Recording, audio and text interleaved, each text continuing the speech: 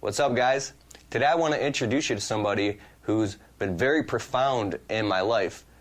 This guy has helped me in so many ways just really get through a lot of the walls and boundaries and internal conflict that was stopping me from getting my business off the ground and moving forward in areas of my life. Now you can read any book or watch videos on methods of how to expand a business, how to get it off the ground, but the guy I'm talking to today, it helps with dissolving internal conflict, especially, like I said, he did in my life. I got to introduce you to him. He's a certified master personal mastery coach. So without any further ado, what's going on, Rob? Hey, how's it going, Keith? Thanks for having me. Thanks for being here. So I want you to talk a little bit with the guys about, where you came from, your practice, your study, and a little bit about yourself so they can see, just like I can see, and talk about some stuff that can really, help these guys get it going. So. Sure. About 20 years ago, I had a major breakdown in my life, which put me up against the edge, and I was in business for myself at the time, and I was just flabbergasted, like the promised one, the one who seemed to be capable of anything, and I'm out there pushing, making things happen, and I got a divorce, and I lost my house, I lost my business. I mean, things were very, very different than what I was used to, what I was planning for myself, what my vision was, and now I was in a corner that I caught myself blaming everybody, and I realized, what was it that I did? How did I co-create the situation? What was I responsible for? What changes could I have made? What should I have been more aware of? Like, all these questions were flooding.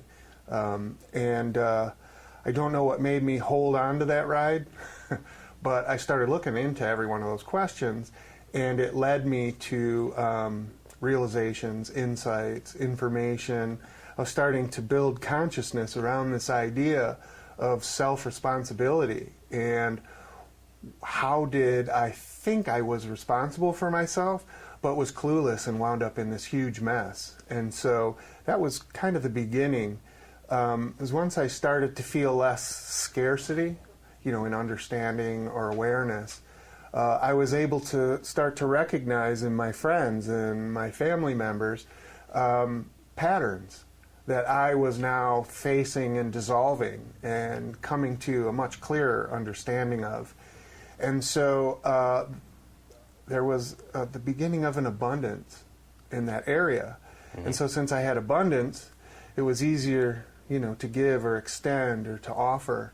And I started to notice impacts in their life. Like, oh, I get it. I'm responsible for this, not you. I've been blaming you. No wonder we have a problem, but just couldn't see that before. So as that came to light, it became really clear to me that serving yourself and others in this way was clearly a valuable contribution. We hold on to that congestion a little bit too tightly, and so we wind up in these corners or in these knots or in these puzzles that just are immovable. And so that's interesting. You said that the knots and the puzzles, yeah, it's not out there. They happen in here, yes, and here, inside, where people can feel completely knotted up and like they're stuck in a puzzle, and they feel like they can't take the next step, even though it's right in front of them, because all this internal conflict. Congestion, yeah. Yeah. Yeah. You can find a lot of frustration, anger, disappointment, hopelessness, and not know what to do with it. Almost feel like you're broken. What's wrong with me? Everything I try doesn't work. Mm-hmm. Everybody around me is telling me what to do, but none of it sounds like it's really gonna work. Yeah. And because it tends to be advice that would work for them. People will be like, it's not working, you should go back to school, and that's the answer. Things like that. Sure, or stop hitting your wife, or stop, drinking too much, or hanging out with those people that drink too much, or, and so what happens is we get so bound up and frustrated, knotted, and congested that we start to look for ways to get immediate relief. And so some people turn to drinking, some people turn to drugs, some people turn to sexual addictions or gambling, or they get too absorbed in television, just clicking, not even really watching, just click, click, click. And so there's a variety of these ways that we try to adapt to this internal confrontation, these stresses, these corners or whatever, and none of them are it. All of them are substitutes. And so until you understand the one thing that's not a substitute, which is the hardest thing to speak of, clearly, lots of people try, religions try, psychologists and psychiatrists try, meditators, spiritual leaders, like everybody has an effort to try and communicate this, but it's not to be understood, it's to be experienced. It's so hard to sit down and talk in a few sentences and let you know what I do, how I do it, and why it works.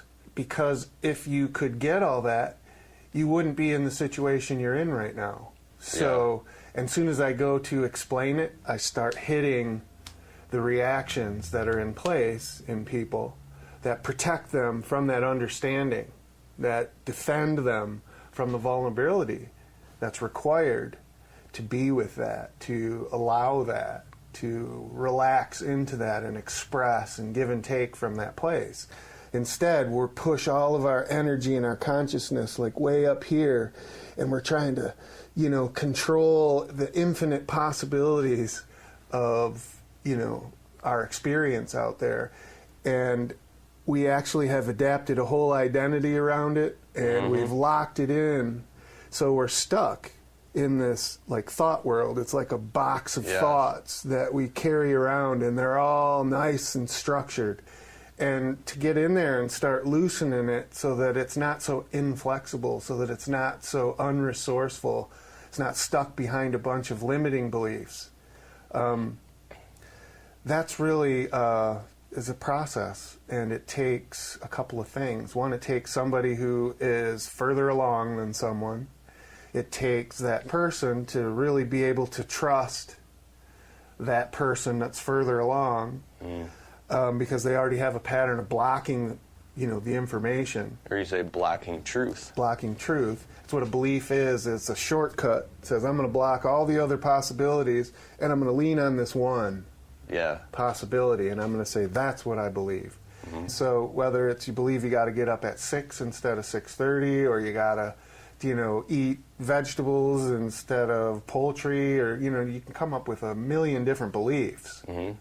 And if you look out at our culture, essentially what we have are all these little pockets of people that have these beliefs, and they all fight about, which belief is right or which one's more important, right?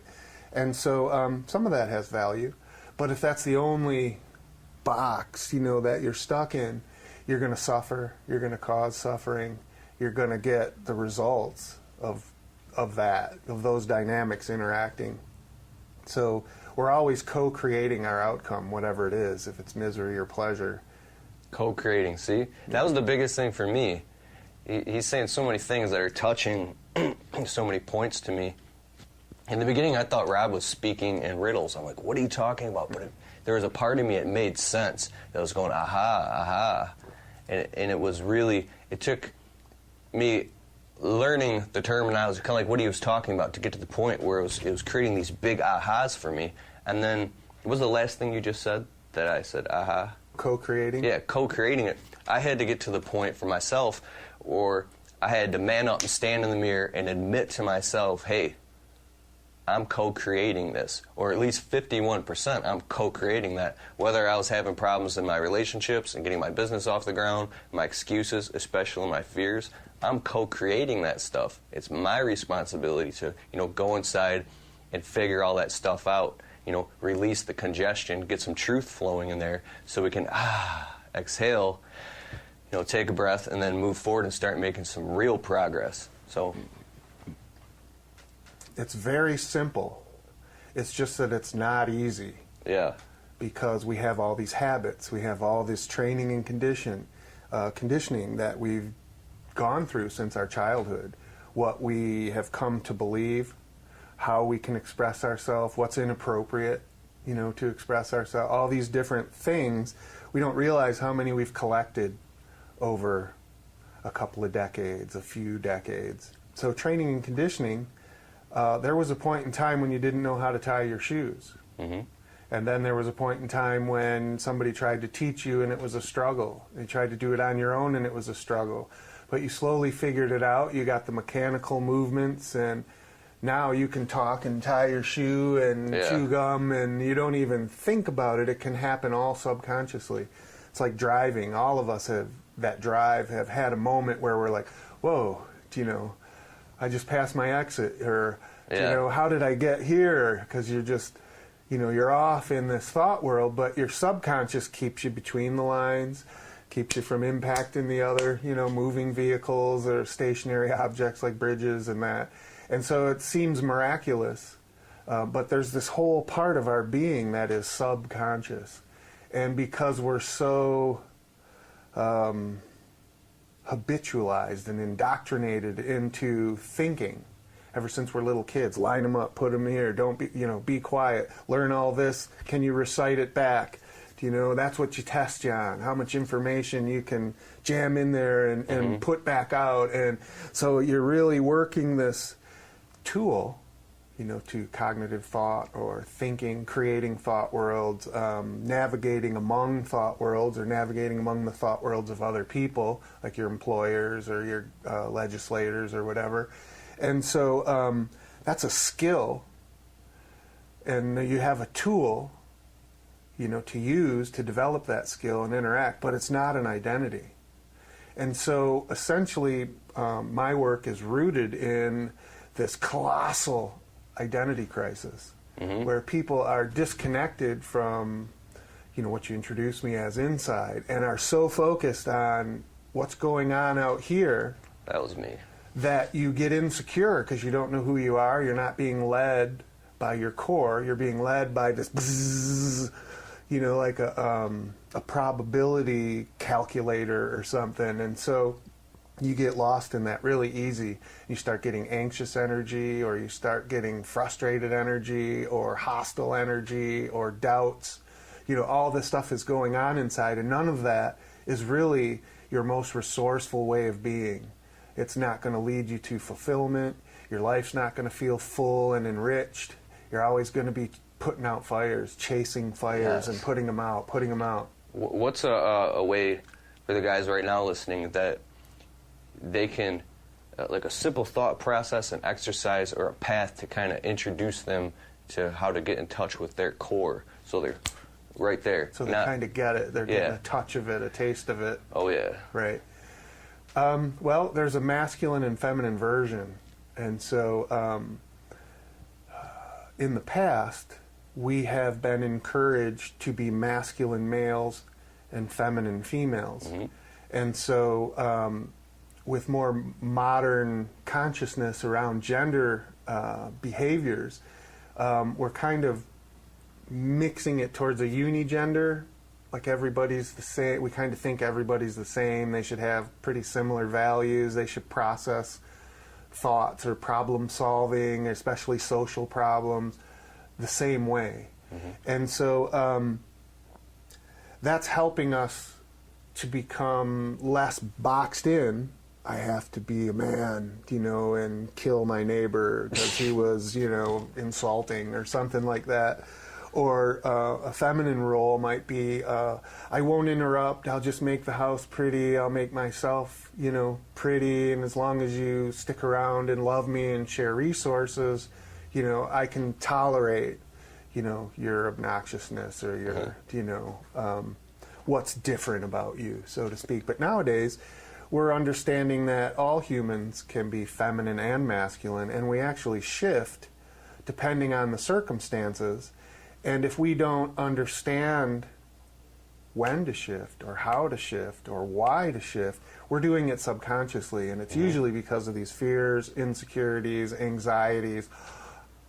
So we sense something, we're afraid of something, so we behave in response to that, that pressure, that fear that someone won't love me, or I'll wind up in a trap or something like that. Oh, that is the biggest thing. You said the masculine fear traps? The masculine fear is of traps. The feminine Being fear trapped. is of unlove. Yep. Think about that. If expanding your business or getting off the ground can feel like a bigger trap to you, like you're building a big mouse trap that's just going to trap you, So, you know, it could be something like that. You'll fear it. You'll fear it. And your fear will cause you to hedge your investment, your self-expression. And to the extent that you hedge, you suffer, both internally and your output. Your possibilities, your probabilities, you know, will minimize to the extent you're hedging from that psychological fear, from that psychological insecurity. And so,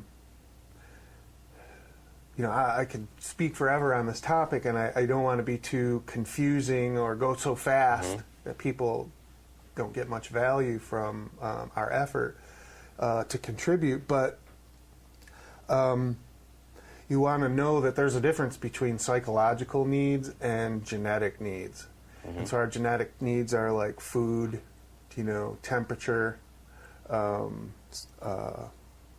reproduction, territory, stuff like that. And so when you start to get into, am I going to embarrass myself, you know, that's psychological. So there's a difference essentially between a genetic need, you know, temperature and those sorts of things, or a psychological need. Who am I without someone who validates me? So there are genetic needs that our body, our biology, you know, essentially requires. And then there's psychological needs. And those are what our thought world requires. And so there's a substantial difference between what your body requires to survive and thrive as opposed to what your psychology believes you require to survive and thrive. And so the more you lean into that psychological paradigm, that psychological thought world, the more you disconnect from your core sense of what's necessary. And so you can see garage bands, per se, that just do the most awesome music, and then you see these other bands that have all of the money and all of the equipment, and they're like mediocre. Or you'll see bands that are really like living out of their vehicles, going gig to gig, state to state, just crunching it out. They make it big, and then their music sort of becomes mediocre. It's because they're not on the edge anymore. They don't have that leverage, that they're not driving forward. Because their psychology is starting to say, I'm okay now. Okay. Yeah, what I need is to relax, you know, or what I need is, you know, more social life, or I need, and none of this is right or wrong or good or bad. What's an exercise or a perception or an observation or something a guy can use to, boom, get in touch with his core? So he feels what that feels like to, and then, you know what I mean, like the vision drives him from his core, not just fulfilling all these needy necessities in the moment, like keeping his woman happy, you know, keeping the lights on, she's screaming, how am I supposed to get a business off the ground and, you know, operate from my core if I have all these, you know, these bills and debts and all these things keeping me in this fear, this psychological fear-based moment that, you get what I'm saying right there? I went through that stuff, and I bet you got some things going on like that, or you have. So, right. Does that make sense? Absolutely. We talked a little bit about it earlier, where we're catching your viewers in the middle of their lives after they have built these habits, these patterns, after they've been trained and conditioned externally, where their own belief systems have built reinforcements and have built their own box. And so here we are starting from here. So anything I say today is not going to be able to just, oh, okay. Yeah. Because people have been telling you your whole life, you know, do this, less of that, more than that. And you know there's some truth in it, but you fall back on, you just don't get it. It's more complicated than that. And you have your own reasons, or even if you don't, you just know there's like this thing that can't do it yet. I'm not there, or it's not enough, or you really just, you know, you don't understand. You hear that a lot from people. And so there's a variety of ways that people go about trying to connect with what you're asking about. Prayer. A lot of people can find it in prayer if they pray properly. The problem with prayer, though, is most people are praying from scarcity and psychological neediness.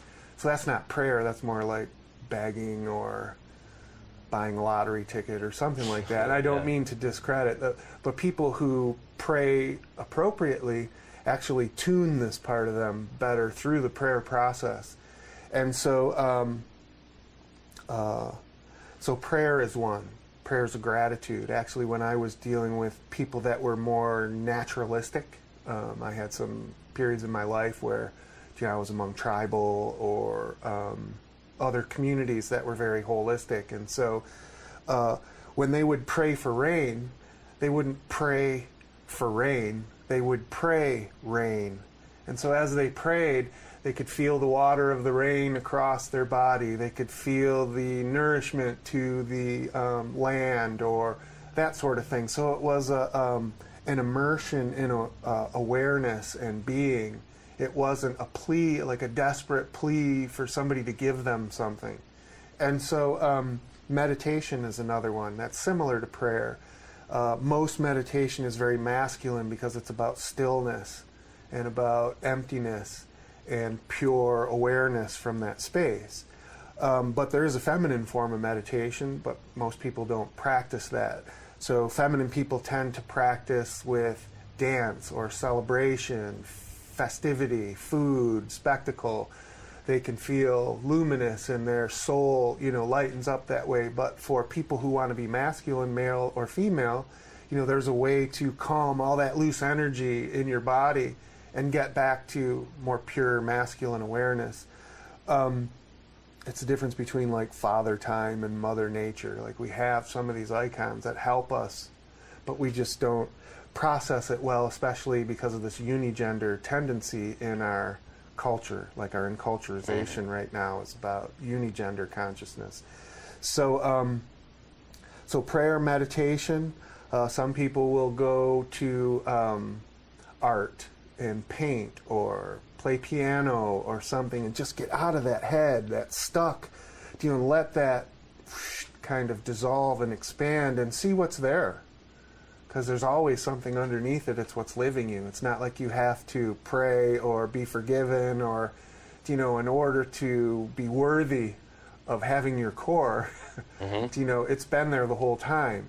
It's just that we've built some structures in our thoughts above it, on top of it, and we've become so indoctrinated to be there, and we've even reinforced it with our own beliefs to be up there, that we aren't through our whole body, through our whole being. We're up in a tool, a thinker. Yeah. And so anything that can minimize that thinking and get you out of that and just into being improves your awareness and your resourcefulness, because you're not stuck in the past or the future. You're actually in the moment, and I can notice your body language. I can notice your energy shift. I can notice something over there that's a distraction. Or it's leading up to a problem. But if I'm all up here, I can't see any of that. I can't, because I'm not there, I'm not present. I'm stuck somewhere in time, psychological time. So anything that does that. And so hypnosis, if you go see a hypnotist, not a stage hypnotist or one that's in the movies, but like a therapist, somebody that's there to focus on healing, focus on helping you reacquaint yourself with that infinite resourcefulness. That's another way. That's a real fast way to get a big dose of it. Some people with their children can just let it all go and be with them in love and freedom, love to be free, free to love, and have those moments. And so can you do that same thing at work? Absolutely. Can you do that same thing settling a problem with a angry customer? Absolutely. We get stuck in these paradigms and we're reactive because we're trying to hold these beliefs together. Isn't that ego? Like you're stuck in the bad parts of the ego, or there isn't good or bad, but it's like dissolving all that. Ego, absolutely. That's 100% ego. You're not adding to. You're taking away like a computer, uninstalling all the bad programs and viruses, dissolving all that crap, so then you can Right. Be resourceful. Be in the moment, fully aware, fully resourceful. Not exhausted, not stressed. You can have challenging things and not be stressed. I also do video production, and there's times when I've been out on set and other people are freaking out, but I'm just calmly going through the motions, solving problems, getting it done, and it looks awesome, when we're done. And it's because I'm present with the process. I'm not worried about getting fired. I'm not worried about, what does this person think about that I use black tape instead of white, or, or whatever. And I'm not necessarily making the mistakes because I'm more resourceful. I'm more aware of how black tape here works better than white tape, or vice versa. I'm aware that you don't really need to be yelled at. You need a little bit of help, or a little bit of guidance, or a few words, because I see where your sticking point is. And that's only because I'm not in my own head. I'm not boxed in the thought world. Like I said, if you're trying to get your company off the ground, or you got a small company going, and you're trying to expand that, all these things can block you, versus being present and in the moment and executing, getting things done by being aware. Versus being stuck in that ego and all these things that are worrying about all this and all this. And that's what Rob's talking about, is going in and dissolving all that, being present in the moment, so then you can execute, be clear, and get to the next level, and be resourceful. Notice what's required in the moment, as opposed to what's required up in a thought puzzle or something that's not even alive in the moment. The biggest thoughts I struggle with, that you might too, are I gotta do this, I gotta get it done, and the clock and all these things are happening at once. Then and your old lady calls you, then the phone rings, then it's a family member with the problem, then it's this, then you come home and the laundry isn't done, then there's bills paid, then a debt comes in the mail. All this stuff is coming at you at one time, and then all of a sudden, on and on and on. You could feel totally drowned in all these things. And how in the hell are you ever supposed to go get a business off the ground after already working 40, 50, 60 hours at a day job? It's just not possible. How are you going to do it if you don't have the money? So all that internal conflict and stress can, stop you. He was talking about the masculine, feminine, these energies right here. If you have a reaction, which I know I did, I would sometimes react like a wuss in that situation and freak out and have anxiety attacks. I was like, I can't do this, and become this big crybaby, instead of, like Rob taught me something amazing. He says, divorce yourself from the chaos of the moment. Step outside of it and see it objectively. In real time, while it's happening, you divorce yourself from the chaos of the moment, and then you see what needs to be done. Then you go back in and you execute. Boom, you get that. What's the result that you want? So when you're more tied to your core, instead of being tied to all this external stuff, that's how you can go in and get that done. And I like how Rob describes the texture of thoughts, that texture of consciousness, of how to be in the moment, versus trapped in all these traps. And I really want you to get to the next level. I want you to get it off the ground. I want you to expand the business. I want you to, whatever walls feel like they're right there stopping and blocking you, making your heart race and giving you whatever type of panic or anxiety is holding you back, you can dissolve all that and almost effortlessly move on to the next level. How are you going to do that?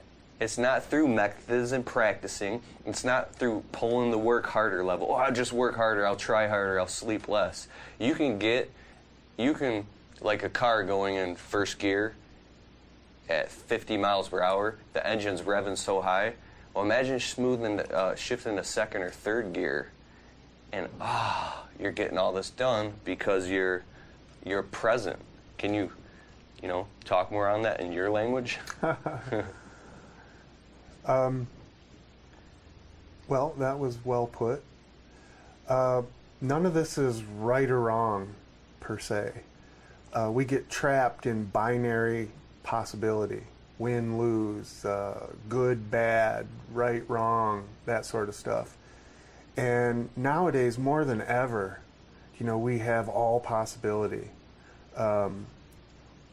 War is peace. Like we get these messages even from our government about, that probably is the wrong place to talk about this. Let me back up. So it can be complicated to understand that none of this is really right or wrong or good or bad or, binary like that. if you don't pay your bill, it's relative to a shutoff. It may also be relative to somebody being disappointed or hostile or angry. But if you're aware going in that those are the possibilities, and you say, okay, I cannot avoid those at this moment, so I'm prepared when those occur, I will address the situation. And my plan is, I have a paycheck next week, or I can put some down, or you work through it somehow, rather than be disabled by it. Like we were talking about earlier, we're meeting your guests here in the middle of their life when they already have a box built, and they have a structure, and they have habits that are rigid and beliefs that reinforce them, and they're kind of in a groove, like it's something that feels very difficult to get up and out of, and you should stop smoking so much, or you should watch a little less TV, or play a little less video games, or change something around. See, or those are, did you say it's like a prescription? You prescribe, well, just quit smoking, or just quit doing this, or change that. When you just, somebody verbally says that, oh, okay, I'll just quit, I'll just stop, I'll just change it. But it's not that easy. Because simple. Yeah. Stop bending my elbow, or whatever. Those are all intellectual exercises. Those are all way up here. 1 + 1 = 2. Yeah, or whatever. But there's this unconscious part that is all more about training and conditioning. So if you spent 20 years saying, this makes me confident, this makes me relaxed, this makes people like me, this, I deserve a break, whatever ritual, whatever habit, whatever belief system that you're building around that gets more and more ingrained. Your subconscious is saying, oh, this must be important. We do this a lot. Oh, yeah, this must be important. This must be important. When you can start to back out of the binary possibilities of right and wrong, good or bad, blah, blah, blah, you start to look at relativity. Like, how does this relate? And feminine females are pretty good at understanding relativity. It's hard to speak about because it's multi-directional.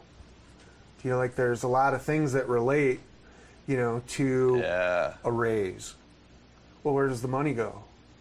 It's going to go here. No, it's going to go there. Well, what if this happens? Like it's multi-directional. And masculine males are not wired as efficiently for that. Our gift is to stay on point. Bombs going off, bullets flying, fires, explosions, but we're going to rescue the girl or save the world. Like we get through that. That's our gift. And so to be mission centric, but it feels unloving, right? Because it might not have time to enjoy your feminine energy or share or connect in feminine energy, because there's that mission. And so that's respectable. And so people will respect your ability to stay on a mission, remain aware, so that even though I'm trying to get this up there, but something's falling over here, I don't let that fall. I have to be responsive and resourceful in the moment, and I can only do that if I'm aware and I'm not too tunnel visioned. That is part of the breakdown of masculine males. We get too tunnel visioned. That's because we have psychological pressure building a box where there's less and less possibility. And so then you'll start to see your body drain energy, maybe you get unhealthy or something because you're not fully present. You're way up here just trapped in a box, of a mission. But when you are have developed and done the personal growth and development work, you aren't trapped. You're free. That's the masculine texture of enlightenment, really, is freedom. The feminine texture of enlightenment is love. And so when we say we love to be free and we're free to love, that is that whole balance that makes us whole. When you meet a woman, or if you're a female and you meet a man or a male and you connect, you feel like a wholeness. That's because the reciprocals, the part that aren't you, are abundant in the other person and they fit together. Like people who know what the yin and the yang symbol looks like, or a galaxy, it spins and it has matter and it has no matter, but it's all integrated. You're in a situation where you have this balance. And so helping people to understand their masculine and their feminine parts and when to choose which for what service to the moment, you are infinitely free and you're infinitely capable of loving. None of it is right or wrong or good or bad. When you get to the point you can see it all as relative, then you understand it relates to your experience, to yourself and to the world, and other people's experience to you and to the world. And so the saying that we try to say over and over with our clients in personal mastery coaching is it's not good or bad or right or wrong, it's only relative to the experience you're having and to the experience others are having of you. So when you start to back out of being locked into only two possibilities, right or wrong, sometimes it's neither right or wrong. Mm-hmm. Sometimes it's both. I want to ask you something. I want to dig into something real quick. So you got a guy who's trying to get his business off the ground. He's trying to expand his business. He's got his focus, his mission, his purpose. And his woman at home, maybe they're going through some stuff, and she's standing on his neck over all these issues, and she feels like what he's doing is a threat, or it's not going to work, and she's unsure. And how can he... It is a threat. It's right? a major threat. It's a major threat. Yes. A woman feels like it's a threat to the relationship, it's a threat to the household. You should stick in your job where it's safe, and it feels very insecure. How can a man, you already know where I'm going with this. That's a big one. It's very simple. It's just that with our social truth, our enculturization being about this unigender consciousness, we wind up struggling over the actual differences. And so there are differences at the genetic level of truth as well as physiological that if we don't understand these things better, we're going to tear each other apart. And so it becomes very confronting if we have beliefs about unigenderism that aren't calibrated to what's actually true. It causes stress, and I see it out there every day. So nothing beats communication.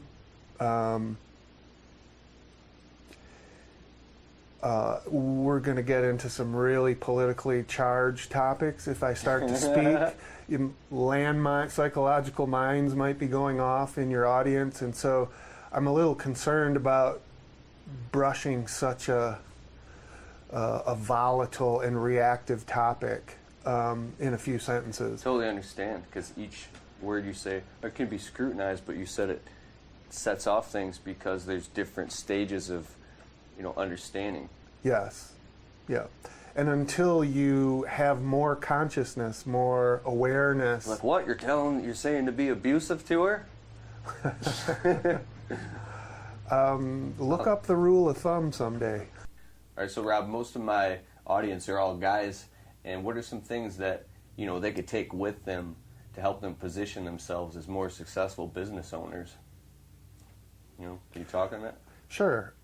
We spend a lot of focus on external things like what are the names of these trees, who are my vendors, blah, blah, blah, and those are all really important parts. But there's lots of information out there about that. What I could be most helpful for is how to manage your interior space more successfully so that it attracts more opportunities for prosperity, for wealth, for people to see that you're ready for that trust or ready for that opportunity. They feel it in you. Essentially, we all start in the same place. We call it like first stage. So it's a stage of development that we all begin in, and that is selfish. So what's in it for me? What am I going to have to do about it if I decide yes? How's it going to affect me? That sort of thing. It's hard to feel outside of that set of possibilities. The small I yeah. me, my. In fact, you can't, because it wouldn't be first stage if you could. Mm-hmm. So first stage is I, me, my is typical. So if you're in an argument, you're typically arguing over two first stage points of view. How's this going to affect me? What do I got into it? What am I going to get out of it? And so that's all you can focus on. Eventually, that doesn't solve enough for the quality of your life that you're capable of, or the potential that you possess. So you start to relax a little bit of that first stage box, gets a little bigger, and now you can reach the second stage. Second stage is really about functionality, safety, from the first stage abuses and chaos.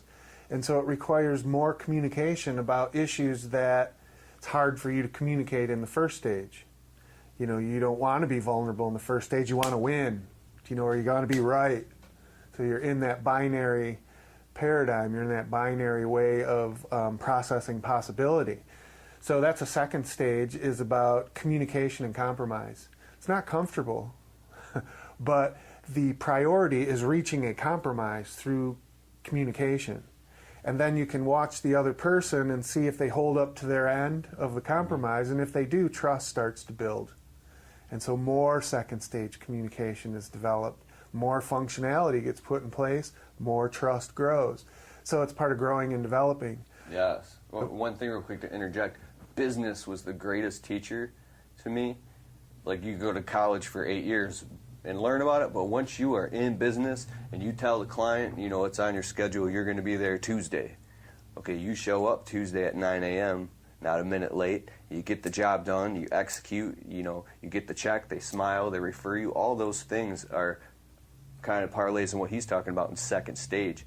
You begin to communicate and compromise, and you build integrity, and then you move into second stage naturally. In the beginning, from first stage, what he's talking about, I, me, my, you're like, how am I going to make there? Oh my God, what if I can't? What if this? What if the client doesn't pay me? What if they screw me over? I don't know how. All these different thoughts, you're stuck inside of that box. But in second stage it's really happening. That's right. Like the most communicative, realistic type of, not the most, but yeah. Communication emerges, and it reaches compromise. It has a purpose and intention. It's not a defense mechanism. Blah, blah, blah, blah, blah, Yeah. right? It is actually a functional use of your ability to think, process thought, try to understand somebody's position, work among that, get them to understand your position, reach a compromise where you win something together. You might not get everything you think you'd like to have, but you get functionality and you get more predictable results. And just like you said in business, essentially business, whether it's law or contracts, it is creating second stage environments so that mutually productive outcomes can be obtained. So when you show up at a job and somebody wants another tree after you've put a quote in, you could say, have a breakdown. Or you could say, that's an extra $50 if you'd like to have it. Boom. Now you're, one is a reaction, oh my God, how do I fit this into my contract? I only had a budget, for this many trees. They want another one. Or... And that could be the same for 150 plants or 150 installed. Yeah. The more second stage you become, and the more you negotiate that, and that's where you start bringing in, documentation and structures, and you can build something. There's more it requires more consciousness. More consciousness. It doesn't mean more effort per se. Mm-hmm. It does a little bit in first as you're trying to expand your box. You're pushing against contraction. Like the box is trying to contract and hold. Like you can control everything if I just do this or whatever. But if you can open up some more space, you can start to communicate and start to reach compromise. It'll be effortless to bring these structures in because that's the place you're at. When you're in the first stage, it's effortless to, be anxious and, fearful or insecure, to call people names, blame other people, shirk responsibility, tuck it under the rug if you can that you made a mistake or whatever. That's effortless. It comes naturally. Because that's the stage that you are expressing yourself from. As you get into second stage and that becomes cleaner and cleaner and more stable, what happens is that becomes effortless. Well, I already have my contract here. I already have my addendum for adding trees or what, because I'm aware of all possibilities, and so I'm prepared for the possibilities, I'll encounter. And now this becomes a structure that can stand up against their force. Should be included in that, original quote. Well, in the contract you signed over here, it says there's addendums for increases or unforeseen, complicate, or whatever, how your language is. But then it's just smooth, and now you're not first stage, you're second stage. You're looking for a compromise.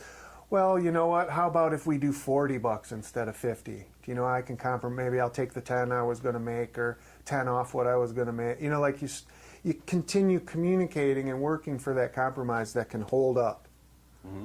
So that's the second stage. That can be a lifelong process for a lot of people to elevate their first stage issues and be able to deal with them in a second stage way. Mm-hmm. Most of us, that'll be sufficient. If we could be functional second stagers, things would... Sorry, but you're hitting so many nails on the head. I went through all this stuff. I was totally first stage trapped. And that's why I say there's parts of myself that I was like, I didn't even feel like a man. And now I'm like the opposite. I can't even relate to that guy because I was moving into second stage. Okay, my personal life, I'm moving into, a marriage, a functional marriage, and then in my business life, I'm moving into a business simultaneously at the same time, having to learn and grow and change and adapt and, get rid of all that stuff all at the same time. And I'm glad to say that when you move into all that, see, it's funny when I start talking about it, it starts coming out because I know the guys can relate to that. When you start moving into being able to operate at second stage functionality while all your first stage issues are coming up, because the customers don't care about that stuff. They care about professionalism. You show up with your back straight and your shirt tucked in and a clipboard and you have documentation. You execute, get the job done. Only speak about that personal stuff if so you have all this overlapping of what's going on, but when you move into second stage, you go, you get a clear-cut line that it's a boundary that you can feel and it's there, and then it just becomes unconscious competence, which would be, it just becomes a new intelligence or new skill set you have. This is business. You know what I'm saying right there? Sure. So second stage is an awesome goal for people to understand and to lean into, to try to practice and become better at. In fact, I'd be glad to give you a second stage document that explains the whole procedure on how a second stage conversation would go. Mm-hmm. And you could offer that as a free download if you want. But sweet. Yeah. Rob, he documents and writes some pretty amazing things. I don't know if I can go too deep into it, but he sends me articles that he writes, and fascinating, amazing. If you're the type of guy who learns from reading it and seeing it, so he just said he'll put it on download so you can watch it. I'll have that together for you. But yeah. And after a while, safe, predictable, functional can become boring. In the first stage, we can be kind of radical and, hooting and hollering and running around and expressing ourselves fully. In the second stage, we kind of tone that back because it gets a little offensive or obnoxious. Maybe it causes problems. I'm a little too self-absorbed. I'm not paying attention, I'm not aware enough about the environment around me. So second stage is a little bit of a constriction. It's a discipline. It's like getting it together, communicating, being vulnerable, reaching compromise. So eventually that second stage way of being gets predictable, gets kind of boring. It's so functional and so fair that there's not a lot of thrill in that. We start to sense there's got to be something beyond all this fair, functional safety, from the first stage chaos. And so that moves us into the third stage. Now, the third stage starts to get a little bit higher than most people really want to practice for. If they could have functional, safe, lives with predictable outcomes, that's fantastic, for most people. But the more that you want your intimacy to succeed and be thrilling and exciting. Starts out that way in our first stage beginnings, but then we think that our partners are to relieve our first stage issues, but they're not. They're there to teach us about them and make us aware of them. And if that's not the paradigm of your intimacy, you are disintegrating instead of integrating. And so eventually those fights and those, all that first stage stuff will pull you apart. So in the third stage, we're not interested in fair. We're not interested in functional. We're not interested in safe. We're interested in serving others into love if they require more feminine enlightenment, or into freedom if they require more masculine enlightenment. Are you talking about getting to a point where you're giving beyond yourself because it serves the greater good and you don't benefit anything from it? Sure. Is that point? In the first stage, you think you're being shorted from the world, all of that. Yeah. In the third stage, you've come to realize that's who you are. Abundant. Yeah. Abundant in love and freedom. And so feminine people will prefer to give and receive in the realm of love, and masculine people, when they're in their masculine moments, will prefer to give and receive in the paradigm of freedom. These stages are successive, meaning you can't go from first to the third and be stable, because you haven't learned how to communicate yet. You haven't learned how to feel into other people and accept their needs and reach compromise against the challenges and pushbacks and reactions of ego and all these little landmines that are in the way of realizing, these truths. So third stage is about service, and you do what's necessary to open the world to those things, whether you like it or not. In the first stage, it's like the world's got to do this whether it likes it or not. For me, my girlfriend, my boyfriend, husband, wife, whatever, customer. But in the third stage, I got to do what the moment requires of my abundant gifts that nature gave me or God gave me. And, depending on how you look at that, we were given this resourcefulness. In a business way, first stage is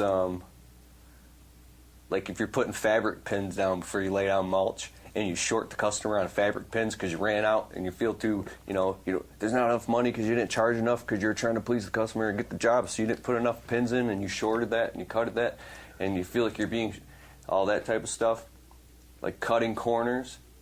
And then third stage is, it's on the house. Install the extra bush on the house, or I'll just trim that for you. And a first stage way of trimming that extra bush is hopefully it'll make the customer happy so they refer me to somebody else. Your anxiety relaxes, your insecurity, your anger, your fear, your insecurity. That's what's important. A lot of times we will say, hey, I'll give you a bush, but the value of giving the bush is way less than the value of relieving yourself of guilt or shame or anxiety or insecurity. When we're aware, we notice those things. Mm-hmm. When we're not, when we're trapped in our first stage box or whatever, we don't notice any of it. It just is. Yeah, like we were talking about. That's all you can see. Well, that's something I have another point I want to get. When you're increasing your profile of clientele, like more and more richier clients, higher paying clients, stuff like that, if you want to make more money in your business, the more you're aware of that stuff, because I'm telling you, a lot of those clients, the ones who got it together, they can see all of it. They can see right through you, and that's why they go with businesses and they're willing to pay more for businesses who got their act together versus, a business who doesn't, because the owner's still going through all that stuff. So like water seeks its own level, you're going to attract customers who are like that as well, and that's why you're dealing with all that conflict. So what he's saying right now can directly increase your business and your profit and everything, because it has everything to do with it. Absolutely. So clients who have good, strong reputations mm-hmm. tend to have good, strong second stage consciousness, because they're reaching compromises that people win together. Some businesses may do great work because they're focused on, I have to be great. Yeah. But their relationships will break down because the communication isn't there.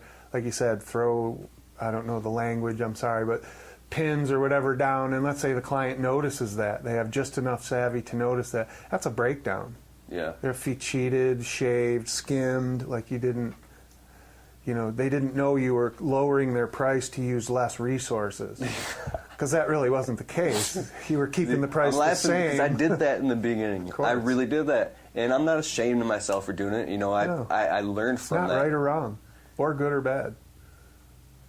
It's relative. I'm so fired up when I talk to Rob, and you see me smile, it's because the language that he uses is like, whew, it's right there. I've never heard anybody else talk like that.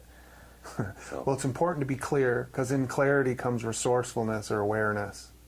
And if you're, anxious, then your resourcefulness just goes down to nothing. Down to a strategy, which isn't calibrated to the moment. It's calibrated to your fears and insecurities and belief systems. So third stage isn't for everybody because it feels very vulnerable to give.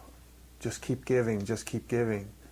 But what happens is you realize people notice, whoa, what a great person, or what a great gift that was to me in those moments or during that time or whatever.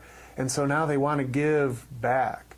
And so when you give from a third stage perspective, at first most people think you're just first stage like them. They can't see your intention behind it. They start arguing with you about something you're doing to help them, so that's kind of funny. You can get some humor out of it. You don't judge them with it, but you just feel charmed. This is perfect moment for me to be here and help this person receive something larger than they understand. As you continue to do that, you create more and more room to receive from the world. You're giving, giving, giving, and the world starts showing up. It starts giving because it rewards that. Think of, your hero movies or whatever, the guys that risk their lives to make sure that the women and children are safe or can continue to thrive and feel love and share love amongst themselves. And so those are massive third stage gestures, especially like King Leonidas from 300 was a total third stager. He had no concern for himself. He was only concerned for what Greece stood for, liberty and freedom and philosophy, and those were so much more important than tyrants. In fact, he even said, these guys show up, full of vigor because they chose to. Your guys are slaves. They're afraid of the whip. Do you know what I mean? Yes. And so that was their first stage fear, as opposed to their third stage zeal, or vigilance. Get to the point where you don't care about how you feel, and you don't care about that you're being, marred and cut, because the purpose and the intention is so strong, and you're so connected to your core. That's our gift. That's the masculine gift, is to see down the line, and when the challenges and explosions are coming up, you notice them, and you're among them, but you are not them. And so you navigate them, and you don't have to think about it. It comes to you. Boom. Yeah, because you're present, you're aware, you're showing up resourceful. If you got to think about it, like if I was a black belt, I'm teaching you about how to be a black belt and how to defend a roundhouse kick. If here comes my tennis shoe at your face, and you're thinking, okay, that's a roundhouse. I've got 3 ways to battle that, and by then you're eating tread, right? Yeah. But if you're aware and you're just present, you don't have to think about it. It just happens because you're in response to what the moment is requiring of you. So that third stage way of being really is a reclaim of your core consciousness. That's what makes it valuable. It's not in being a sucker, giving all the time, because your consciousness will tell you this person is unable to receive at this moment, or this isn't a teaching moment. This is a moment for them to discover their breakdown, or you'll realize that you're not assigned to this person. None of that is good or bad or right or wrong. It's all relative. Once you get to that point, you're capable of understanding what fourth stage is. And fourth stage is when you can choose feminine or masculine moment by moment, because that's what the moment requires. These are practices that you go through during your lifetime, and like I said, most people aren't very interested above second stage outcomes, predictability, safeties, functions. They've been through so much chaos, so much disappointment, letdown, hurt, frustration, right? Anger, that if things could just be functional and fair, that would be a miracle. That would be, paradise on earth. But that's an illusion because we're capable of so much more than fair and safe and functional. We can be free. We can be love. We can be both. You're touching on so much stuff. And if you can have a little conversation and help people, you notice, hey, this person has got a knot right there. If I just relax a minute and enter that knot and help them loosen that in an artistic kind of way, it's only going to take 5 minutes, maybe 10, and now I'll have a customer for life that will send me 10 customers. Or I'll have a customer for years that might send me 1 or 2, or do you know what I mean? Like, as opposed to the guy that's just looking for the bottom line deal, and as soon as he's used you up, he forgot about you until next time, then he can't remember your name, but he doesn't really care, because there's a lot of people he can find that'll give him the bottom line, you know what I mean? And that's what I mean by sometimes it's not a teaching moment. Maybe you're not there to serve that person. Maybe that customer's not good for your business. Real quick, in case you missed what he said, he's talking about the one customer who is totally loyal to you, and you've got that great communication, and you help dissolve a certain issue if there's a knot there, and boom, you open up a relationship that's real and authentic because you're in that higher state of consciousness, or you're at least higher than them. They're in their first stage moment. Versus the customer who's just wants to use you and pay you the littlest amount and then discard you and say, oh, I can get it cheaper from these guys over here, and you're dealing with all that stuff. So those customers will start to just show up on calling your phone all the time, the great ones that you wish you could have once you start entering this state, this realm. Yeah, as you evolve your own personal mastery, how you express yourself and how you interact. See, I'm talking like I'm a teacher, but I learned a lot of this stuff from you, and I'm a total student. I'm a sponge. A lot of stuff I say, I'm kind of just parroting back because I'm excited that it's actually, happened. So, and I'm sure same as with you too. So first, second, third, fourth stage, those are things some of the guys can take away into their lives and help them. Wow, I'm in my own first stage moment. What do I need? Why am I confronted? Oh, it's because, she's a bitch and she won't let me blah, blah, blah, or whatever. Okay, so second stage, where's that article you downloaded? It says start here, do this, do that, do that. It's like it really is a itemized chart of how to conduct a second stage conversation. And so when you get it and you actually invite somebody into that space, at first they'll be a little leery because it's new.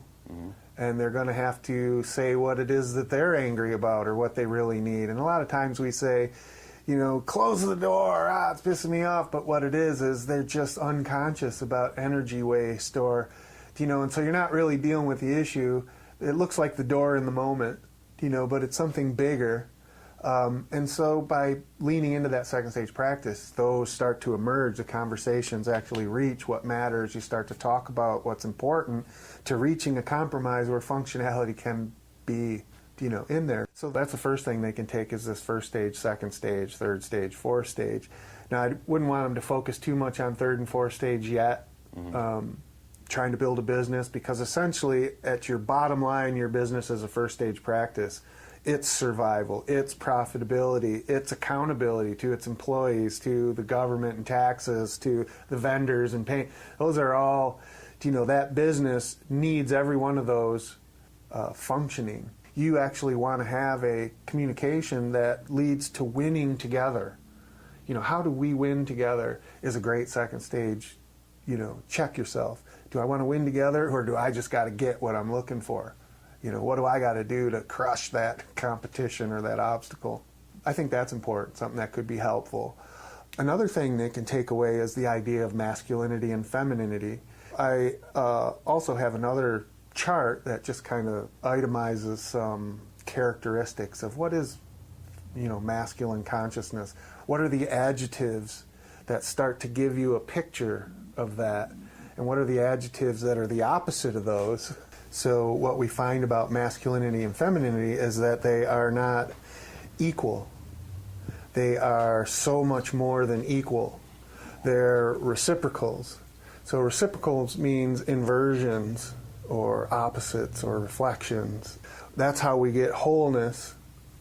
So in our 4-stage way of being, we are whole, complete, enlightened beings, because we can choose masculinity or femininity moment by moment and switch, because we calibrate and we recognize it serves a greater purpose. I can also offer you that document. So some people can say, I'm so manly and masculine, but then they realize, oh shit, when my wife says something, when my, or whatever it is, that you switch. And so you start to notice this stuff, and you can start to make better choices about how to express yourself. And I'd also like to offer, since you said it's primarily a male audience. Yeah, 97%. Here is a masculine practice that can help them to immediately, in a short period of time, notice how much masculine consciousness that they can offer a moment.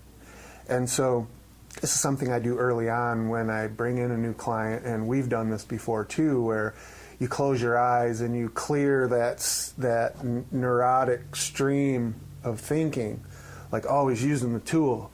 It's like Freud said, if the only thing you have is a hammer, everything starts to look like a nail. Well, it's like if all you have is a thought tool, everything starts to appear to be like a thought world, a puzzle piece. You can sit there and close your eyes, and the practice is to clear it. So you just are there. And what you'll notice is, I feel dumb, or oh my God, or I hear something, or these things will distract your presence. And you'll get drawn into thinking about it. Think. And so the exercise is kind of like think. Okay, I'm going to try and, okay, I've got it quiet. Even that took a thought. But now I can notice that there is a gap in my thoughts. And I survived. I'm still here. Is the first realization. Because like I said, colossal misidentification means you think that the thinker is you. It's just a tool. So if you can shut that off and still be there and still process, through awareness what's going on rather than through thought, you'll see that you'll have these intervals between clarity and streaming thought. And that streaming thought is just going to want to keep shoving its way in there, because that's your habit, that's your training and conditioning.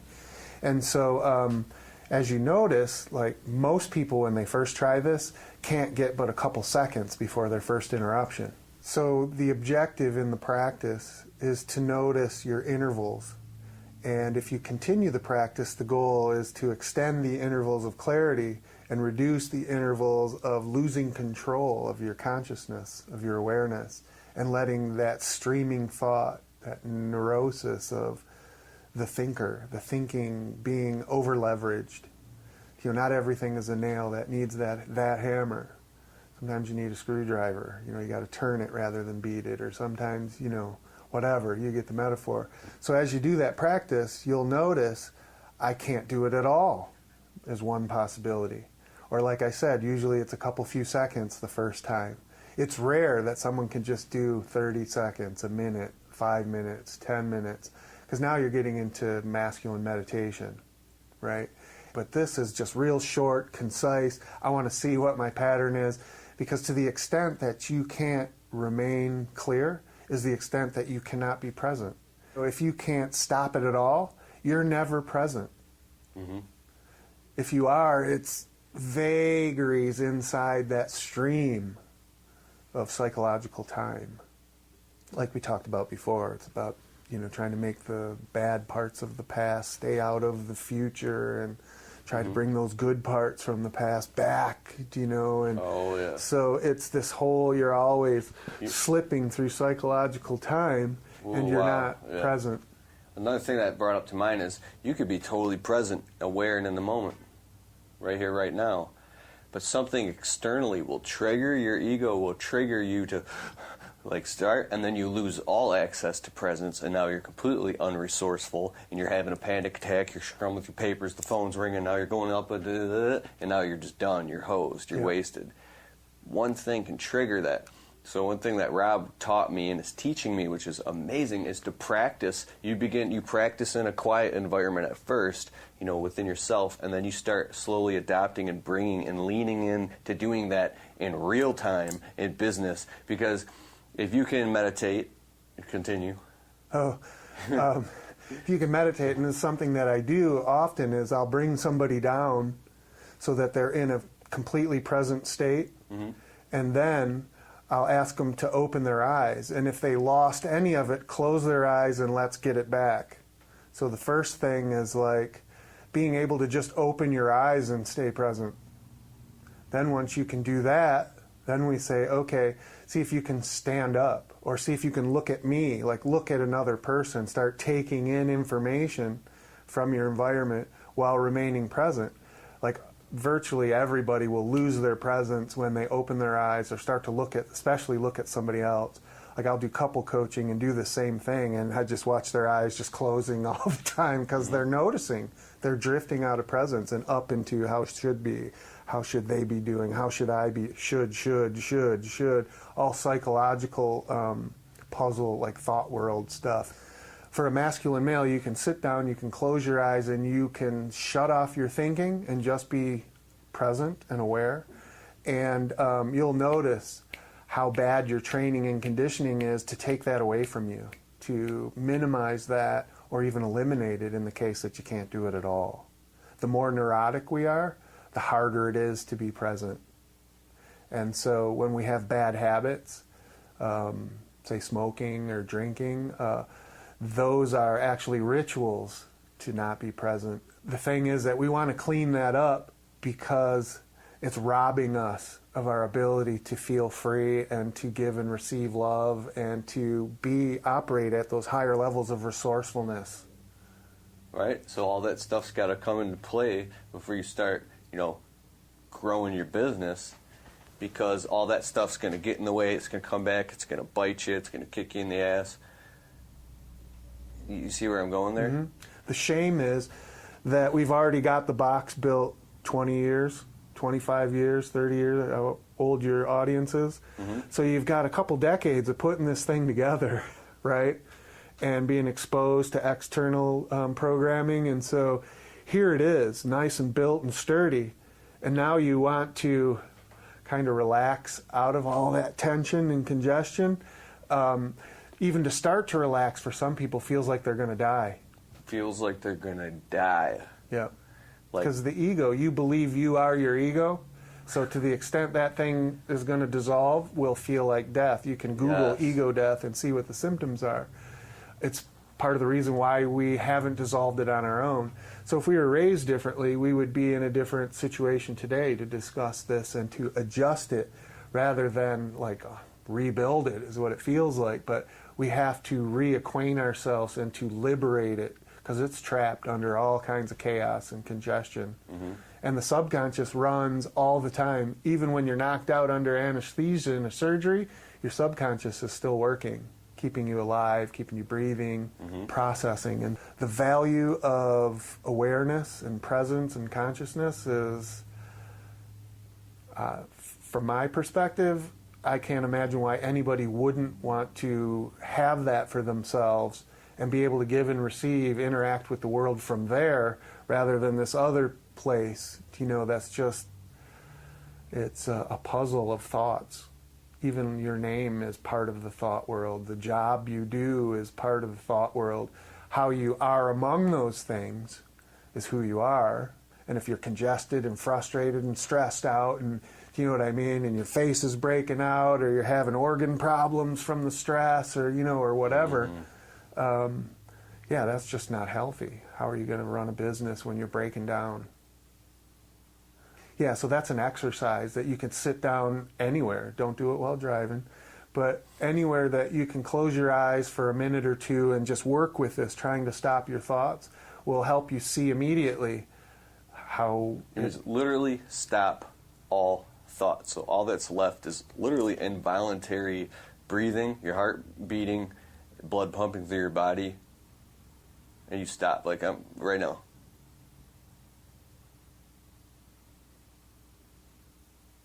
You become an observer, almost like... And right there, you were very still. And so that's very, masculine. Does that mean that you have to be that hyper-masculine or that polarized every moment of the day? Absolutely not. But if you can't even get there... You know something I struggle with is 31 now. there's a part inside of me, it's like living out that seems like almost like I'm excited, I'm engaged, I'm so engaged that there's a part that keeps questioning myself, saying, is that a kid? Is that immature? Should I always be like, like your top business moguls like this? That does feel natural to me, and I am that way sometimes. But I get so excited that I'm like, man, am I being a kid right now? At what point? You see what I'm saying? Sure. That's like one issue that there's plenty of them. That's something that I have. See? Yeah. So that would be part of your feminine, I'm feeling enthusiastic. love for the moment, feeling joy, pleasure, those types of things are more of our feminine side. Can you be successful without them? Yes, especially in business. Can you be successful in your intimacy without any? Probably not. Especially nowadays, because of our unigender consciousness, we want everybody to be masculine and feminine. Do your job, get it done, do what you say, but also be pleasant, inviting, don't ridicule, don't judge, and so we have this space that is confusing because we don't understand our parts.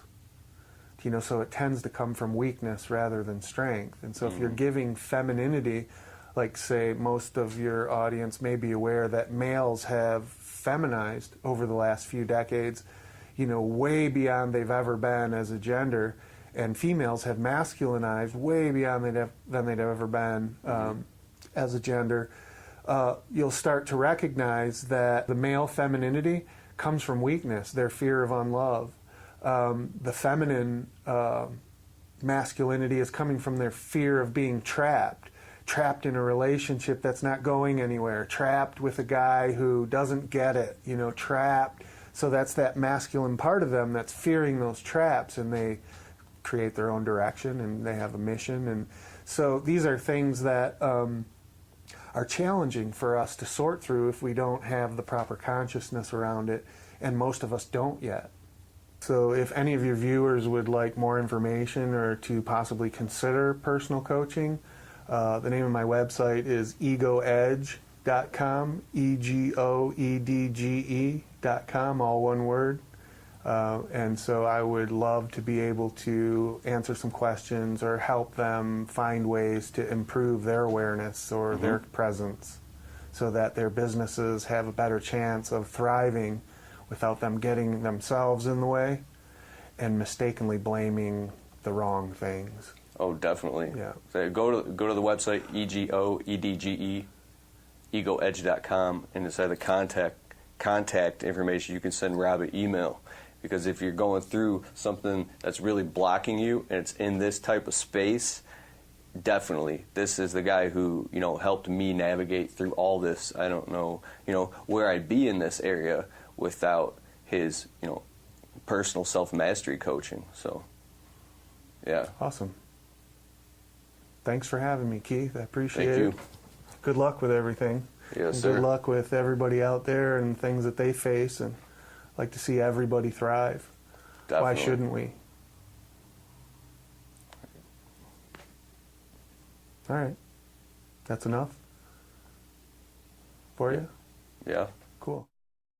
You want me to do a new clip? Or I can No, just keep- this is just an addendum. If you find it, use it. You might not even use it, but there's this idea in second stage relationships where you're reaching for fairness and functionality, that it's a 50-50.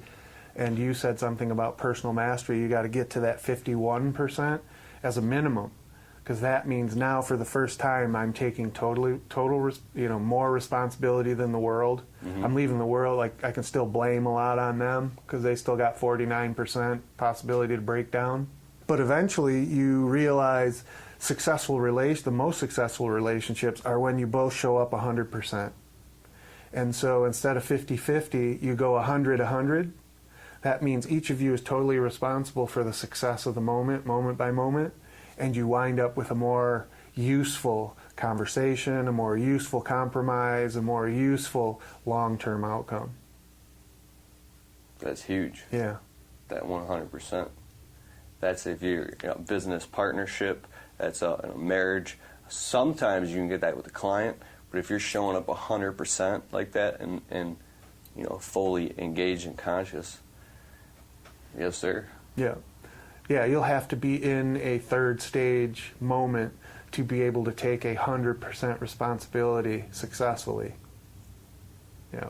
That means your contracts are right, your approaches are right, your deliveries are right, the expectations you set, wind up. If there's going to be a breakdown, you reach them ahead of the breakdown, verbalize, the new situation, reach a new compromise, as a schedule or something. Once all that's right, you can begin to then anticipate the future. When you're in a first stage moment, that feels like, oh my God, so much to do. But in a third stage moment, it's effortless because you're just aware of it. Yeah. Okay. Cool. All right.